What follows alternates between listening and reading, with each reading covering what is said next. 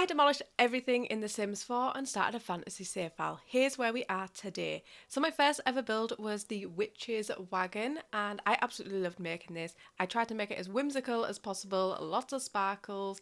And directly next to this, I wanted to add another wagon, so I did a Nectar Maker's Wagon because Horse Ranch had not long come out, so I just thought this would be perfect. And it is very outdoorsy. The bathroom's outside, we have a bath inside a pond.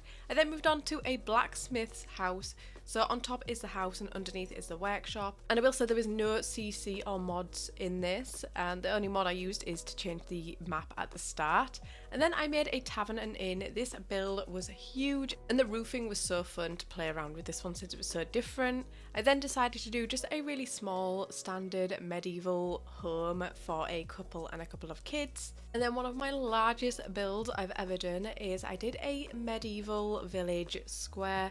This has not been fully furnished yet, and now with the business and hobbies pack I'm going to furnish this and have lots of businesses on here. So far I just have the potion shop. And then I made a castle. I just had to. It's a fantasy save file. Castle is needed.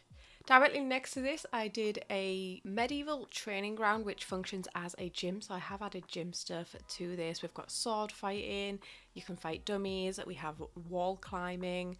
I had to get super creative to hide the gym equipment for this, but it was such good fun. And then my most controversial build is my Woohoo house for obvious reasons, but I really enjoyed building this too. And I thought Willow Creek still needed a library, so I did a medieval style library, and there is a magic room upstairs what's like hidden away, because this is more of the human realm, which is going to be Willow Creek, and then the rest of the worlds are going to be a little bit more magical.